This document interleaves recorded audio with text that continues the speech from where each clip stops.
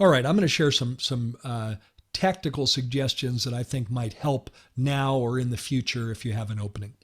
And number one is consider hiring outside of dentistry. Now, obviously, we can't do that for a hygienist, because that requires licensure. But even we can hire dental assistants and they can be on the job trained. We can certainly hire admin team members. We can hire business team members, but consider hiring outside of dentistry. There are many jobs that are transitioning, to stay with that theme, Naren.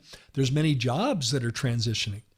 For example, think about service workers. And by service workers, I'm specifically thinking about waiters, waitresses, bartenders, restaurant service workers that have been deeply affected by COVID and everything else.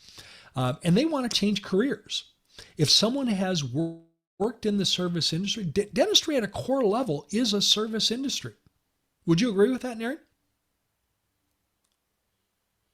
Yes, absolutely, Gary. I do agree with that. It's a service. We're in the business of serving our patients, and so service people that have worked, say, in hotels, in rental car agencies, in the travel business, could be good candidates. Retail workers. I'm talking about brick and mortar retail. Those jobs are going away. Brick and mortar retail employees. Those jobs are going away. But if they're in retail, if they're in banking, they're in the service industry. They could be good candidates. Baristas. In my client base today, we now have 6 former Starbucks baristas spread out in practice all over the country, working as dental assistants, on-the-job trained dental assistants. Now that sounds kind of odd, doesn't it, Naren? Yes, it does. But really, when you think about it, it isn't so odd.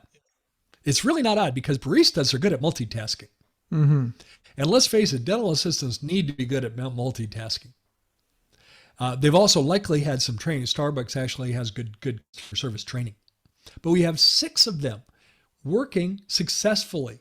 And think about it also on a more practical level. How are typical dental office hours, the work hours, compared to baristas' hours? They're good. Much better, yeah. No evenings, no weekends. Exactly. For the most part. Yes. Right? And by the way, wages are much better. They make more money. They work normal hours. Yes. Have their weekends off, have a stable job, work with a team of people making a difference. I mean, come on. Yeah. Now, here's another group of people that I personally think we have a number of situations in our client base. Teachers. There's a lot of teachers that are frustrated with school board politics. There's no way to sugarcoat it. It's school board politics. They're frustrated with it. Mm-hmm. And they're wanting to leave their career. Counselors as well.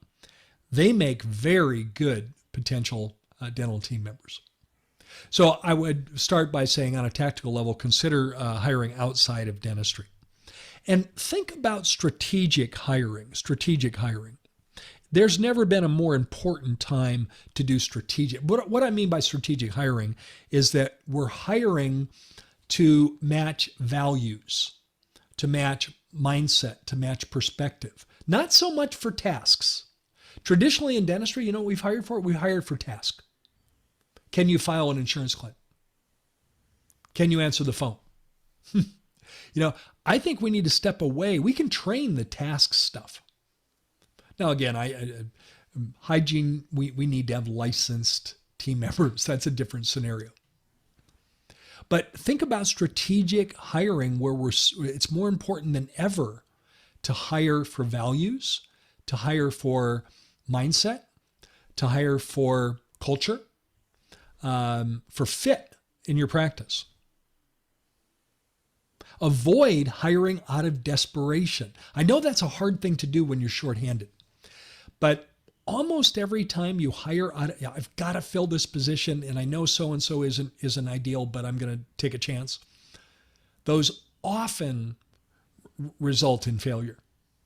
Your gut level that it wasn't a good fit is spot on. So think about strategic hiring being more important than ever.